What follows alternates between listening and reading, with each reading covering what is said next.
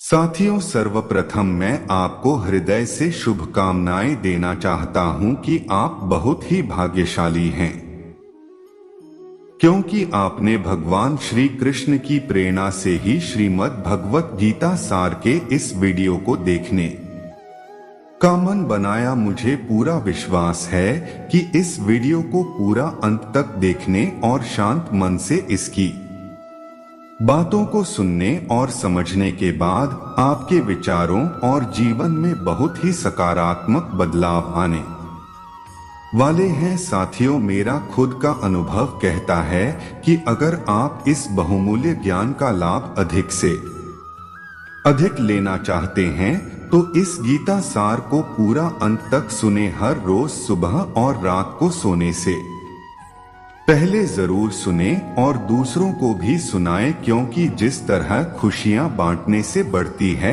उसी प्रकार इस ज्ञान को आप जितने ज्यादा लोगों के साथ शेयर करेंगे, उतना ही भगवान श्री कृष्ण की कृपा और इस गीता ज्ञान की ज्योति आपके जीवन में भी बढ़ती ही जाएगी। श्रीमद् भगवत गीता के बारे में कहा गया है कि एकम शास्त्रम देवकी पुत्र गीतम, अर्थात एकमात्र शास्त्र जिसका गायन साक्षात भगवान श्री कृष्ण के श्री मुख से हुआ है, वो श्रीमद् भगवत गीता ही है। जब महाभारत के रण क्षेत्र के मध्य में धनुर्धर अर्जुन युद्ध के लिए घबरा गए तो भगवान श्री कृष्ण ने अपने श्री मुख से जिस शास्त्र का गायन किया, जिस दिव्य गीत को गाया, वह श्रीमद् भगवत गीता ही है। इसकी महिमा अपार है, अपरिमित है। इसका यथार्थ में वर्णन कोई नहीं कर सकता। शेष महेश गणेश भी इसकी महिमा को पूरी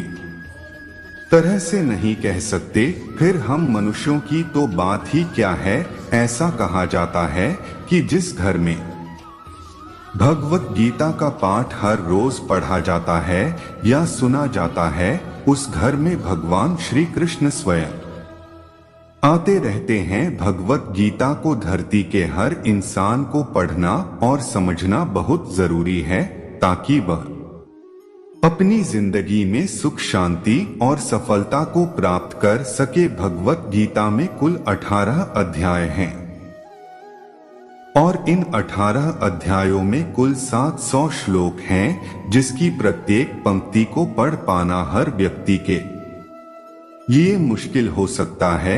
इसीलिए हम आज इस बेहद ही खास वीडियो में श्रीमद् भगवत गीता के दिव्य ज्ञान से प्रेरित 151 महत्वपूर्ण विचारों को लेकर आए हैं, जिसे हम बहुत ही आसान और सरल भाषा में आपको समझाने की कोशिश करेंगे।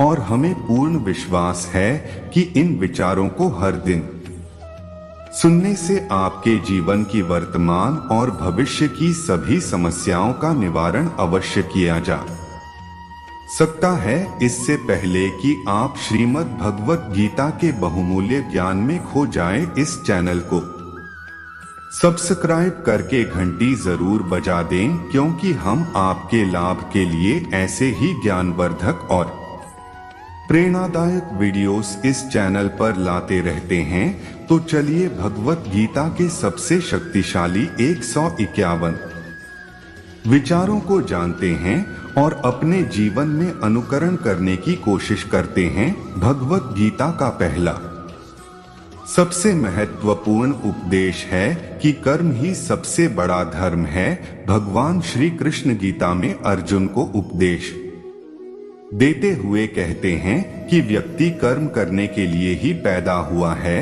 और बिना कर्म किए कोई रह नहीं सकता। मनुष्य को परिणाम की चिंता किए बिना अपने कर्तव्यों का पालन करना चाहिए। हमेशा अच्छे कर्म करने चाहिए, क्योंकि कर्म वह फसल है जिसे इंसान को हर हाल में काटना ही पड़ता है। जैसे आपके कर्म होंगे, वैसे ही उनके परिणाम या फल भी होंगे। कर्मों का गणित बड़ा सीधा और सरल है। कर भला तो हो भला कर, बुरा तो हो बुरा। मनुष्य जिस रूप में ईश्वर को याद करता है, भी उसे उसी रूप में दर्शन देते हैं अपनी ऊर्जा को चिंता करने में खत्म करने से बेहतर है इसका उपयोग समस्याओं का समाधान ढूंढने में किया जाए। बुराई को देखना और सुनना ही बुराई की शुरुआत है। जो मनुष्य जीव पाकर भी भगवान का कीर्तन नहीं करता, वह दुर्बुद्धि मनुष्य मोक्ष की सीढ़ी पाकर भी उस पर चढ़ने की चेष्टा नहीं करता। भगवान श्री कृष्ण कहते हैं, हे मानव, अगर तुम समस्त सांसारिक दुखों से छुटकारा चाहते हो तो मेरी भक्ति करो। जो मेरी भक्ति नहीं करता है वह ना तो इस जीवन में और ना ही जीवन के बाद के जीवन में शांति को प्राप्त कर पाता है। बुरे कर्म करने वाले सबसे नीच व्यक्ति जो राक्षसी प्रवृत्तियों से जुड़े हुए हैं और जिनकी बुद्धि माया ने हर ली है, वो मेरी पूजा करने या मुझे पाने का प्रयास कभी नहीं करते। अपने आप को भगवान के प्रति समर्पित कर दो, यही सबसे बड़ा सहारा है।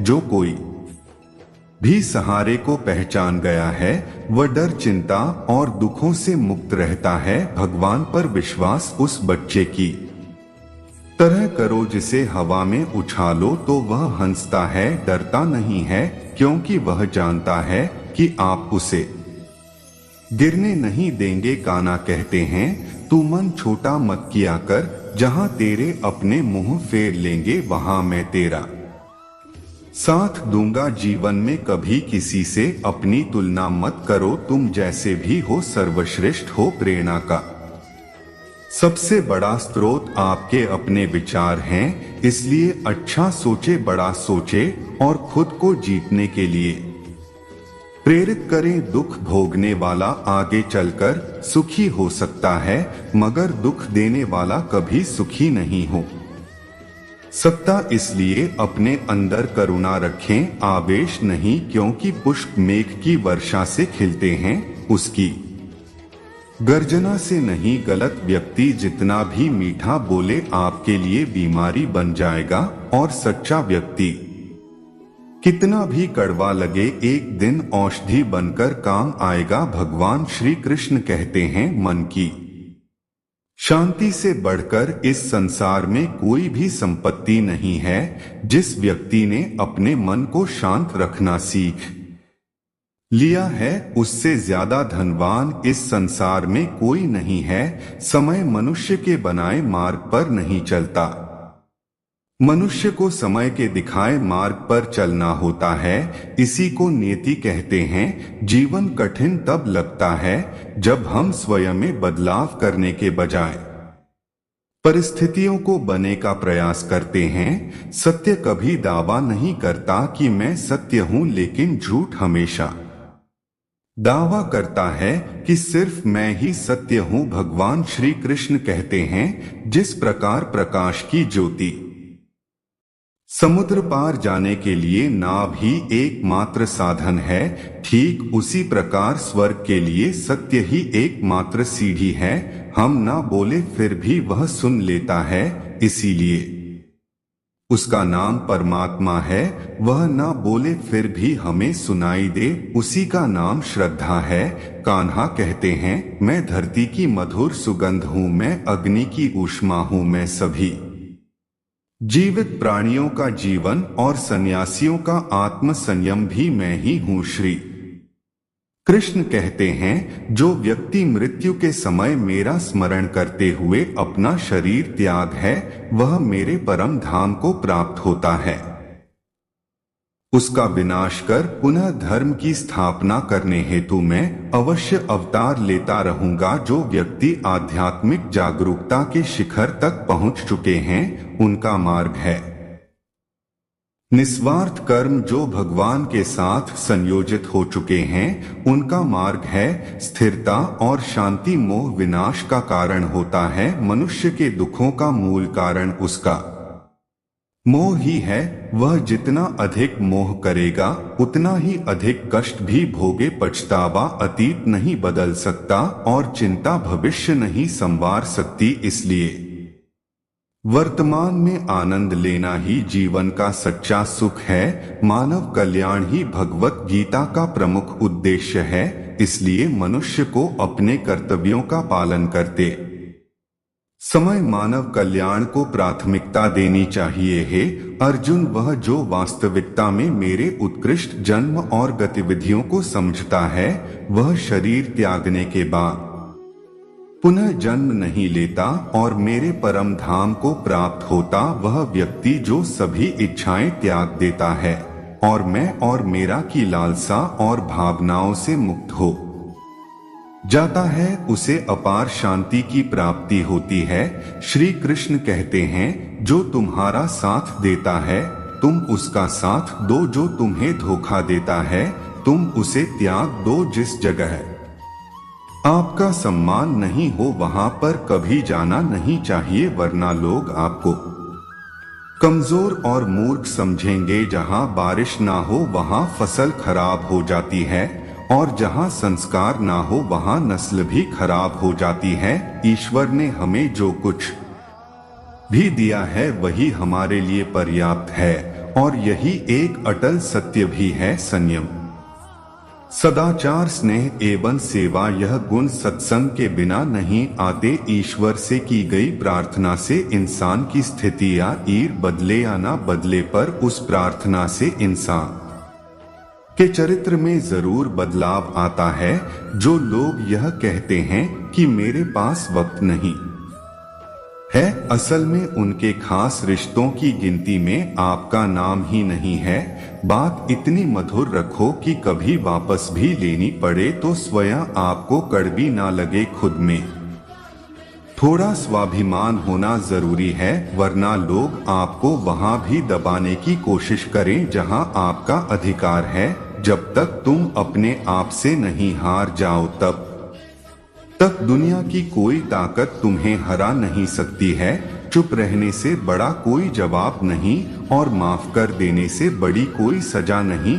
जिस मनुष्य के पास सब्र की ताकत है, उस मनुष्य की ताकत का कोई मुकाबला नहीं कर सकता। हमारी व्यर्थ की चिंता और मन का भय एक ऐसा रोग होता है जिससे हमारी आत्मीय शक्ति बिखर जाती है। मनुष्य को जीवन की चुनौतियों से भागना नहीं चाहिए और न ही भाग्य और ईश्वर की इच्छा जैसे बहनों का प्रयोग करना चाहिए। कमजोर तुम नहीं, तुम्हारा वक्त है और वक्त सबका बदलता है।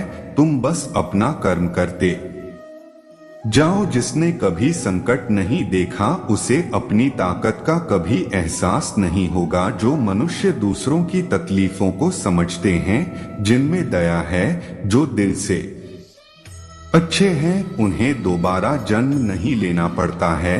किसी को कुछ देकर घमंड मत कर, क्या पता तू दे रहा है या पिछले जन्म का कर्ज चुका रहा है।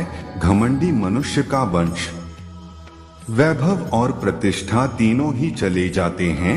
विश्वास ना हो तो रावण, कौरव और कंस को देख लीजिए। किसी पर विश्वास करना हो तो उनकी बातों पर नहीं, उनकी हरकतों पर ध्यान दो। भगवान श्री कृष्ण कहते हैं, जो मनुष्य मुझे जान लेता है वह जन्म मरण के बंधनों से मुक्त हो जाता है। जो भाग्य में है वह भाग कर आएगा और जो भाग्य में नहीं है वह आकर भी भाग जाएगा। जैसे हवा के झोंके नाव को भटका देते हैं, वैसे ही मनुष्य की इच्छाएं बुद्धि को भटका देती है।